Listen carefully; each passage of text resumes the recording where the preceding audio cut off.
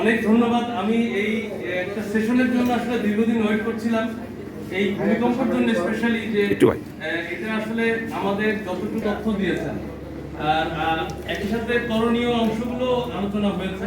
তো এটার জন্য আমি আসলে সবাইকে বিশেষ ধন্যবাদ জানাচ্ছি, বিশেষ করে যে অ্যাওয়ারনেস প্রোগ্রামটা যারা আয়োজন করেছেন, এর পিছনে যারা ছিলেন তাদেরকে আমি বিশেষভাবে ধন্যবাদ জানাচ্ছি এবং কৃতজ্ঞতা প্রকাশ করছি।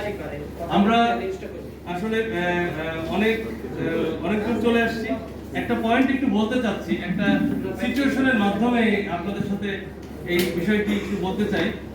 একটা অবৈধ ভবন, মনে করেন 10 তলা, এটা টোটালি অবৈধ, কোনো সংস্থা কর্তৃক এইটা কোনো কমপ্লায়েন্স করে নাই, কিন্তু সেই ভবন কিভাবে আপনারা মানে কিনছেন এবং আপনি বসবাস করছেন, একটা বার আপনি কি তাকিয়ে দেখেছেন যে এরকম ধরনের ভবনে যতগুলো বিদ্যুৎ, গ্যাস, পানি কানেকশন আসছে, এটা বৈধভাবে আসে না, এটা আপনি জানছেন, জেনেও আপনি ওই ভবনে থাকছেন।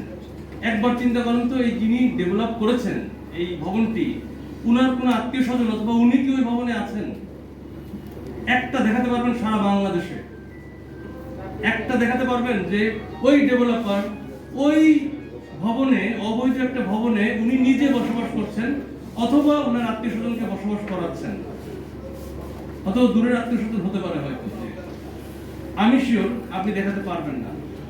আমি আপনাদের সবার কাছে কোশ্চেন রেখে যাচ্ছি। আসলে বাস্তবতা হচ্ছে, আমরা যেটা শুনি সেটা মানি না, অনুধাবন করি কিন্তু নিজে এটা করি না। মানে একটা হচ্ছে শুনলাম না, আর একটা হচ্ছে শুনলাম অনুধাবন করলাম না, শুনলাম অনুধাবন করলাম মানলাম না। আমরা আসলে এই লাস্টের গ্রুপ, আমরা সব বুঝেও কিন্তু এই কাজগুলো করে যাচ্ছি। এখন আমি একটু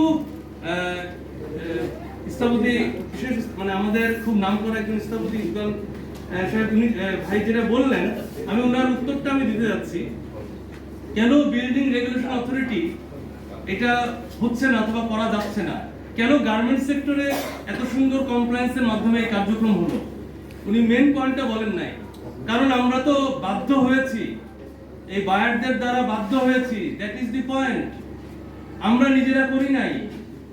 আমি উত্তর দিচ্ছি আপনাকে, এই গার্মেন্টসের যে বর্তমান যে ভালো অবস্থান, এটার জন্য আমরা অবশ্যই কাজ করছি, কারণ এখানে বায়ারদের একটা বড় চাপ আছে, এটা স্পষ্ট কথা। এই বড় চাপের জন্যই আমি কিন্তু দৌড়ায় এই সবার কমপ্লায়েন্স নিচ্ছি এবং নিয়ে আমি চেষ্টা করে আমি দেখাচ্ছি আমি গ্রিনে ওয়ার্ল্ডের মধ্যে চ্যাম্পিয়ন। বাস্তবতা হচ্ছে ভিন্ন। এই বায়াররা যদি এটা আপনাকে জোর না করতো, আপনি কি এটা করতেন? প্রশ্ন রেখে গেলাম আপনাদের কাছে, উত্তর আপনারা জানেন সব। সুতরাং আমরা হচ্ছে বাধ্য হয়ে সব কাজ করি, বাধ্য না হলে এই কাজ করি না। আমার নিজের বাচ্চাটাকে আমরা কিন্তু ব্যবস্থা করি যে সে যেন বাধ্য হয়ে টেবিলে বসে পড়াশোনা করে। যদি পরীক্ষার সিস্টেম না থাকতো তাহলে কিন্তু সে বসতো না, অথবা তাকে আপনি যতই মোটিভেশন দেন না কেন, কাজ হয় না। তা আমরা আসলে মোটিভেশন প্রচুর দিয়েছি, প্রচুর তথ্য জানি আমরা, কিন্তু বাস্তবে এটা প্রয়োগ করতে আমরা চাচ্ছি না, কারণ আমরা টাইম বোমার পরে বসে থাকতেই পছন্দ করছি। সুতরাং ডিসিশন আপনার। আমি আরেকটা কোশ্চেন করতে চাই, আমি কিন্তু নিজেও এটা করেছি। আমার সাথে আগের পরিচালক শাকিল স্যার বলেছেন যে আমাদের নিজের কাজ করতে হবে। আসলে বাস্তবতা কতটুকু, এখন আপনি এই ভবনের মধ্যে আমরা যারা আছি, তারা কয়জন নিজে আপনি ইভাকুয়েশন প্র্যাকটিস করেছেন আপনার বাচ্চাকে নিয়ে, আপনার মা বাবাকে নিয়ে, আপনার দাদা দাদিকে নিয়ে? কয়জন? একটু কাইন্ডলি হাত তোলেন, একটু, আমি এখনই প্রমাণ দেখাতে যাচ্ছি। হাত তোলেন কাইন্ডলি। আপনি বুঝতে পারছেন আপনি যে মানতে চাচ্ছেন না? আমি হাত তুলছি, আমি করেছি, এটা ছবিও আছে, আমার কাছে দেখে যেতে পারে। আমি আমার নিজের বাচ্চাকে নিয়ে নেমেছি, দেখছি, চেষ্টা করে বালিশ মাথায় নিয়ে চেষ্টা করেছি। এবং আমার বিল্ডিং এর একটা বাস্তব ঘটনা বলছি, এটা ক্যান্টনমেন্টের ভিতরে। আমি আপনার একদম গোপন একটা কথা আমি প্রকাশ করে দিচ্ছি। ক্যান্টনমেন্টের ভিতরেই একটা বিল্ডিং এ আমি নিজে আয়োজন করেছিলাম, বলছিলাম যে আসেন আমরা একসাথে আমরা প্র্যাকটিস করি। কে আসছিল জানেন? শুধু ছোট ছোট বাচ্চারা আর কিছু মেটস আছে, আর ওই বিল্ডিং এর সিকিউরিটি, আর আমি একা নিয়েছি। This is the state. এখন আমরা সবাই তো শিক্ষিত, এবং এটা শুধু ওই জায়গার স্টেট না, এটা সারা বাংলাদেশের স্টেট। এখন আমরা কি চাচ্ছি? আমরা চাচ্ছি, আমরা মরতে চাচ্ছি। তা এখন বলবো আপনাদের সবাইকে হাত জোর করে আসলে অ্যাওয়ারনেস প্রোগ্রামটা নিজের ভিতর থেকে তুলতে হবে। আমি একটু ফায়ার সার্ভিসের ছোট্ট একটা বলতে চাচ্ছি, মানে আমি এই গতানুগতিক ধারায় বলবো না যে এক বছরে আমরা এত কটা মহড়া করছি, এইগুলো করছি, এগুলো করছি। আমাদের অনেক সিস্টেম আছে। আমরা তাৎক্ষণিকভাবে কার্যক্রম নিয়েছি, আমরা মধ্যবর্তীকালীন কার্যক্রম নিয়েছি, আমরা দীর্ঘমেয়াদী কার্যক্রম নিয়েছি, সরকারিভাবে অনেক কাজ করছি। এগুলো বললে এটা গতানুগতিক হবে। আমি আপনাকে বাস্তব একটা জিনিস বলছি যে যেটা আমাকে কিছুক্ষণ আগে আমাকে জানালো যে কয়টা আমাদের 12 ঘন্টায় টোটাল সারা বাংলাদেশের 17টা মহড়া সার্ভে হয়েছে। 12 ঘন্টায় 17টা মহড়া সার্ভে হয়েছে এবং আমি প্রতিদিন রিপোর্ট পাচ্ছি। সুতরাং আমরা কিন্তু বসে নেই, আমরা আমাদের কাজ করে যাচ্ছি। এখন কোশ্চেন আপনাদের কাছে যে আপনারা আপনার কাজ করছেন। আমরা কিন্তু কমিউনিটি অ্যাওয়ারনেস প্রোগ্রামের জন্য অলরেডি আমাদের মাননীয় সিনিয়র সচিব আমাদের ডিজি মহোদয়কে বলেছেন এবং ডিজি মহোদয় আমাদেরকে এই কাজ করার জন্য সর্বস্তরে মানে বলে দিয়েছেন। 537টা স্টেশন রয়েছে আমাদের দেশে, সারা দেশে।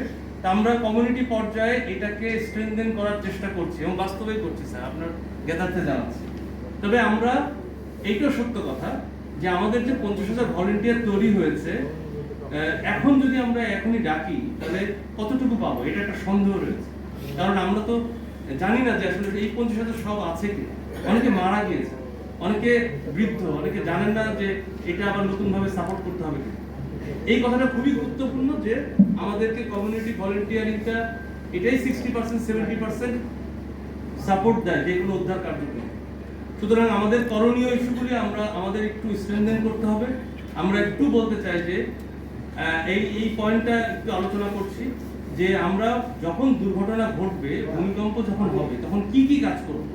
এটা কিন্তু আমরা অনেকেই অনেক কিছু শুনছি, কিন্তু বাস্তবে একটু প্র্যাকটিস করছি না। আমি ফায়ার সার্ভিসের পরিচালক হিসেবে আপনাদেরকে অনুরোধ করছি নিজ জায়গা থেকে এই প্র্যাকটিসটা করেন। আপনি আপনার দরজার ওখানে কিছু জিনিসপত্র রাখেন যেটা ইমার্জেন্সি আইটেম আপনি বুঝেন আপনার একটা মানে কি কি লাগতে পারে।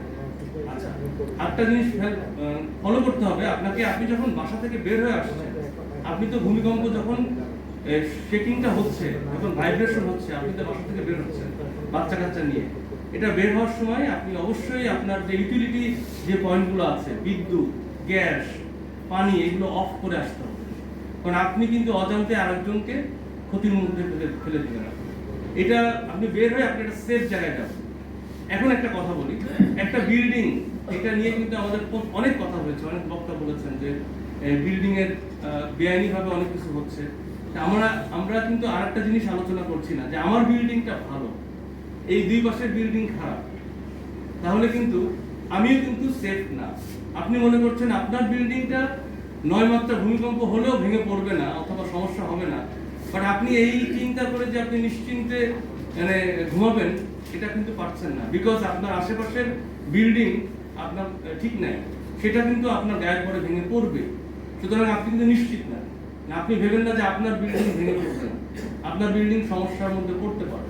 সুতরাং আমাদের কমিউনিটি লেভেলে এই অ্যাওয়ারনেস থাকতে হবে। যার যার বিল্ডিং এর রেট্রোফিকেশন দরকার, আমাদের সৌদি হেলি ভাই মানে বলেছেন, খুব সুন্দরভাবে বুঝিয়ে বলেছেন কোনটা রেট্রোফিকেশন দরকার আর কোনটার ফুল রিনোভেশন দরকার, মানে ফুল মেরামত দরকার। এটা আমাদের বুঝতে হবে এবং এইটার সংখ্যাটা আমরা হালনাগাদ করছি এবং সবাইকে অনুরোধ করবো যে মাঝখানে একবার শুরুও হয়েছিল রেড ট্যাগ হ্যাশট্যাগ, ওই যে রানা প্লাজার পরে, এটা আপনারা সবাই জানেন, কিন্তু এটা আবার বন্ধ হয়ে গিয়েছে। তা এখন আমাদের সময় আসছে যে আমাদেরকেই বলতে হবে যে আপনার বিল্ডিংটা তো আসলে অনেক পুরাতন, অথবা ভেঙে আমার বিল্ডিং এর পরে পড়বে, আপনি কি ব্যবস্থা নিয়েছেন, এটাকে আমরা যাই জিজ্ঞেস করছি। সুতরাং কমিউনিটি পর্যায়ে আমাদের অ্যাওয়ারনেসটা বাড়াতেই হবে, কোনো সন্দেহ নেই। এই যে কথাগুলো শুনলেন, এটা আপনার নিজের অবস্থান থেকে আপনি এটা প্র্যাকটিস করা শুরু করেন, আপনার বাচ্চাকে দিয়ে প্র্যাকটিস করা। অ্যাটলিস্ট আমাদের নতুন প্রজন্ম কিছু জানলো, এটা জানলো এবং বুঝলো, এবং তারা যেন আমাদের মতো না হয়। কারণ তারা তো আমাদেরকে দেখেছে। আমি আমার বাচ্চাদেরকে তাই বলেছিলাম, আমার সামনে অনেকগুলো বাচ্চা ছিল, আমি বললাম যে বাবা তোমরা আগে শেখো, কারণ আমরা তো আসলে তোমাদেরকে শেখাতে পারি নাই। তো তোমরা যখন বাবা হবা তখন তোমাদের সবাই যেন সব এইভাবে প্র্যাকটিস করো।